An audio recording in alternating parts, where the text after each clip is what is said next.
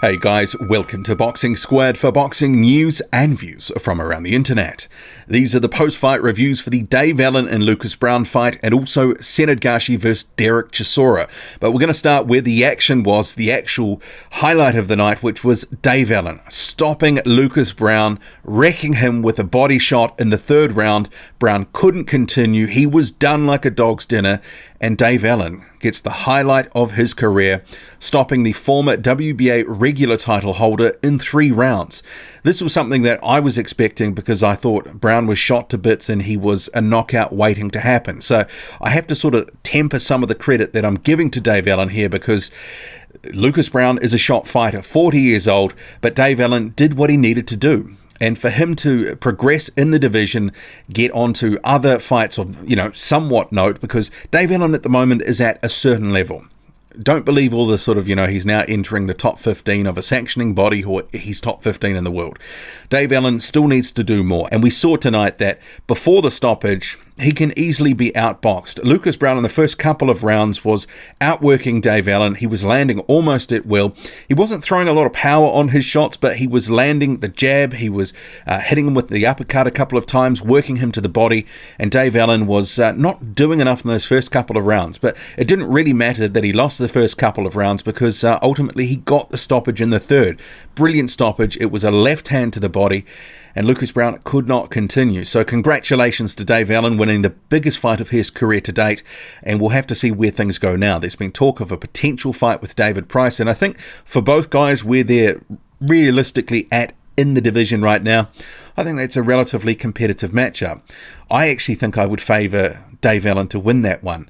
I think he would do the same thing that he did against Lucas Browne, that he may be on the end of a jab for the first round or two, eat a few hard shots, David Price looking good, but then Allen lands something telling and David Price can't continue.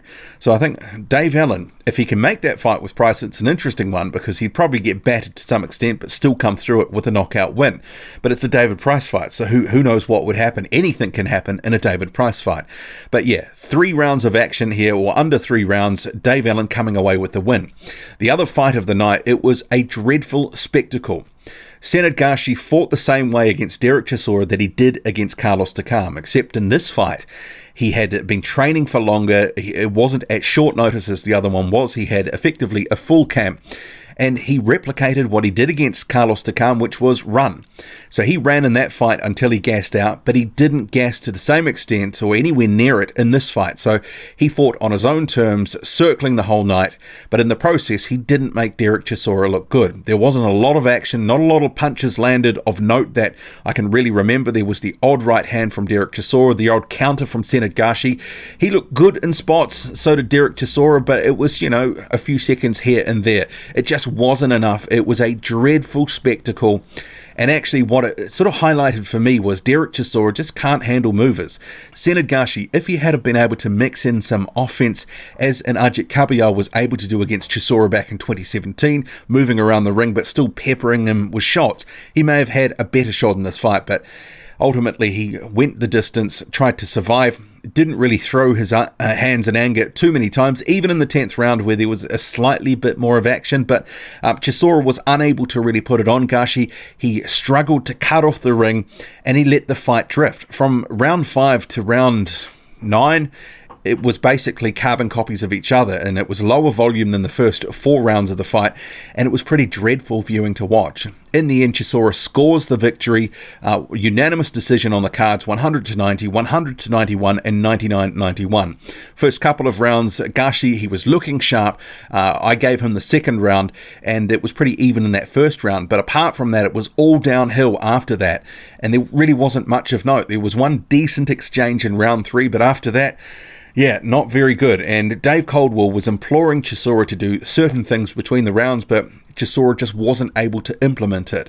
And there were the commentary, Dillian White, others who were spoken to during the fight were saying he could do this, that, and the other to cut off the ring and have a go at Senad Gashi here, but he wasn't able to implement anything that anyone was suggesting, including Dave Coldwell. And he just followed Gashi around the ring all night. So yeah, it wasn't a good spectacle at all. But overall, it was Dave Allen's night, and it was a real feel-good story because obviously Dave Allen, some of what he's been through with the gambling addiction, the depressive episodes, the not training, the dedication issues, coming into this fight in proper shape. In Lucas Browne, to be fair to him, he was in much better condition this time at the O2 than he was a year ago, but it was the same result, a knockout loss, although he wasn't rendered unconscious this time, but it was the body work that ended his chances. So what next for Lucas Browne? Well, I think he's shot to pieces, and some of what's been happening in the past year, for me, has been window dressing. He's been pitted against low-level opponents, and he's been biding his time to try and get back into a money fight. So those fights against Junior Party, Julius Long, Kamil Sokolowski, he never looked impressive in any of those. And we saw him when he got to a slightly higher level in Dave Allen. And Allen's level isn't great, but he is a higher level than those other opponents. Ultimately, he was stopped. So it'd be interesting to see what Browne actually does here, because ahead of the fight he said he wants to be in good fights, good money fights against guys like a David Price, etc., all that sort of thing. But now with this loss, things may change. I think it's time for him to retire at 40 years old and getting stopped by Dave Allen in the third round. Not a great look for him and his prospects in the division, but credit to Dave Allen for getting that stoppage. Very vicious body shot. What did you make of it all? Drop a comment, loud and often. Hit like, hit subscribe, follow me on Twitter, boxing_squared. I'm out.